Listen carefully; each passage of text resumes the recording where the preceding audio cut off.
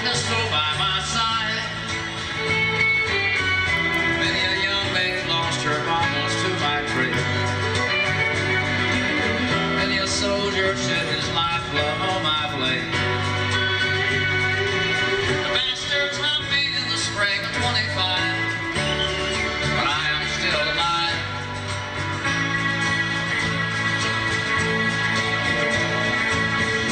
I was a sailor. I was born upon the tide. My side of this, but I'm okay with, no, I want you to be paid per specimen, and rather than, oh, here, just ship this off. No, this is what we're looking for, and if you can do that and it compensates you and financially that's helping you to grow your clinic, I'm willing to do that. Right?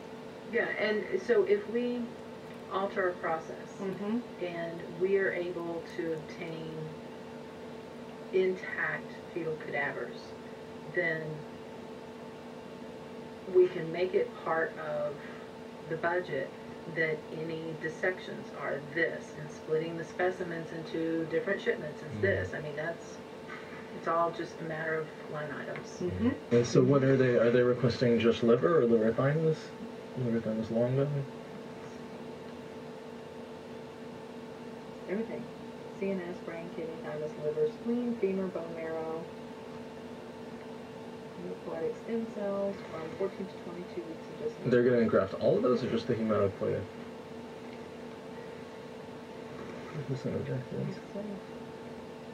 And they want it up to 22 weeks. Yeah, including CNS, brain. Wow, they want everything. See, so that's the thing. So for a study like that, if we could provide, just a whole cadaver, and then they can take exactly what they want with the full quality, and everything, that is actually going to be ideal for them. Well, it would make me very happy for us to finish up what we need to do, and I can put you in contact with you. Yeah. And their range ranges 14 to 22 weeks is what they're saying. Yes. Okay. Oh, and I was wrong. They want 120. 120. This is huge.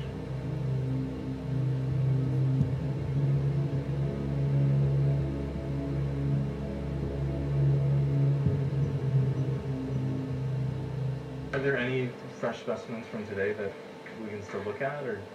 We had a really long day and they're all mixed up together. Trimester DNA abortions performed between roughly 14 and 24 weeks of gestation. Your patient today is 17 years old. She's 22 weeks pregnant. Her baby is the length of your hand plus a couple of inches. And she's been feeling her baby kick for the last several weeks. But she's asleep on an operating room table. You walk into that operating room scrubbed and gowned, and after removing laminaria, you introduce a suction catheter into the uterus. This is a 14 French suction catheter. If she were 12 weeks pregnant or less, basically the width of your hand or smaller, you could basically do the entire procedure with this. But babies this big don't fit through catheters this size. After suctioning the amniotic fluid out from around the baby, you introduce an instrument called a Sofer clamp. It's about 13 inches long. It's made of stainless steel. The business end of this clamp is about 2.5 inches long and 1/2 inch wide. There are rows of sharp teeth. This is a grasping instrument. When it gets a hold of something, it does not let go. A DNA procedure is a blind abortion, so picture yourself introducing this and grabbing anything you can blindly and pull, and I do mean hard, and out pops a leg about that big, which you put down on the table next to you.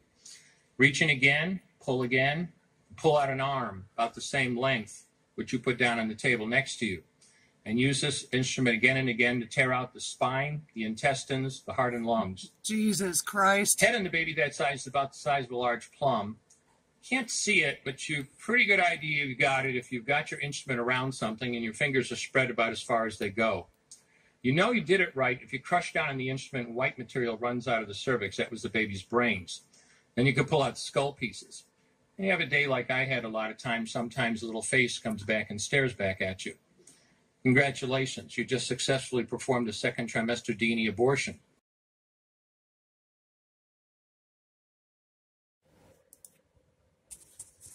My reflections are this, that Ms. Parker, you brought a comparison between slavery and abortion. And as far as I recall, that's the first of that type of testimony that I have seen before this committee or any committee. Is that an original thought on your part? Have you had others that indexed the same comparison? How did this come about?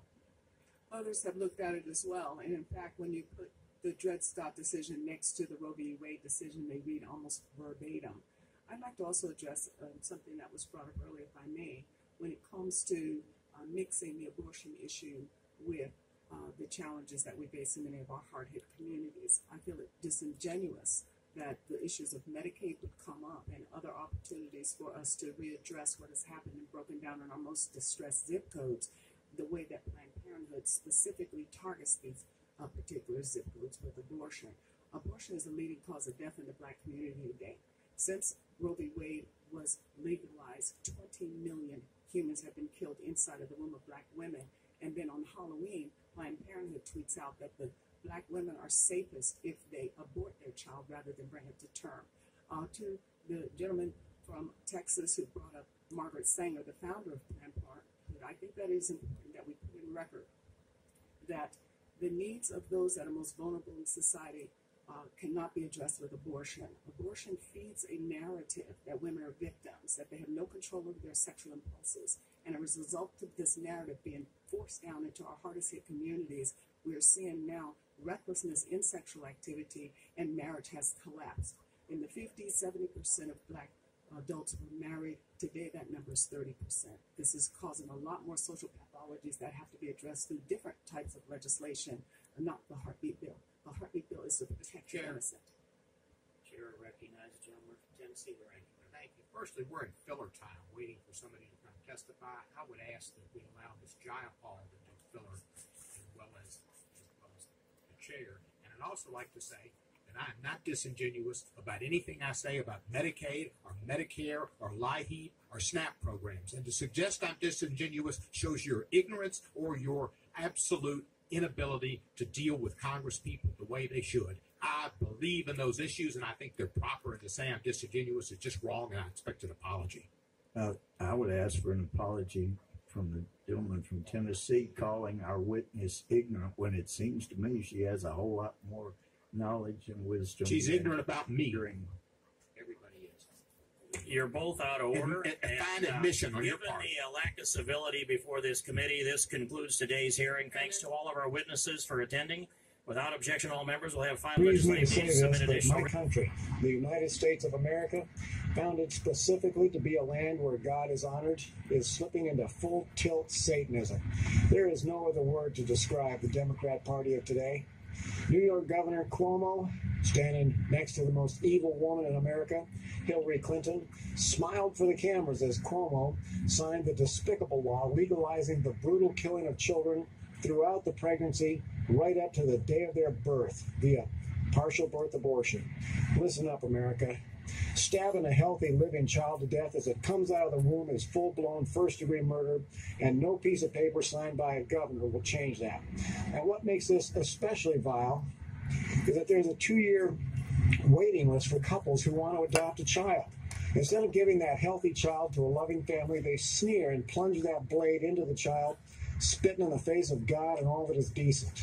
Those who kill children will certainly face eternal death when they stand before God on Judgment Day. Amen. These sadistically evil people must be stopped. I am convinced that the children slaughtered in Planned Parenthood clinics are nothing less than blood sacrifices to Satan. Americans would never tolerate puppies being treated as cruelly as those poor children. You know, I would like to open a shop in some big Democrat city and call it Planned Puppyhood. I would advertise, bring in your stray or unwanted puppies and we will tear them to pieces and throw them in the garbage. Then I would broadcast through a huge loudspeaker sounds of shrieking, crying dogs. America would have a hissy fit. There would be nationwide coverage and outrage over Planned Puppyhood. I would get death threats from all 50 states, and child-killing liberals like Hillary would curse me and immediately pass laws banning Planned Puppyhood. And yet, America cannot be bothered to stop Planned Parenthood from doing the same thing to human babies. That is pathetic. Abortion is one of this one of the national sins for which God will judge America. Now, I am praying and fasting for God to drop the hammer on Ruth Bader Ginsburg, the baby-killing champion of the Supreme Court. Lord, remove her quickly so President Trump can appoint a compassionate justice who will bring the American Holocaust to an end. And now, I'm going to drop a bombshell on America, something that every decent American can consider. Now, this is a Wild Bill bullet of truth. In all 50 states, the law says that any citizen may use reasonable force to stop a crime in progress. Key word being reasonable. Has the time come for the American people themselves to rise up and stop the bloodshed?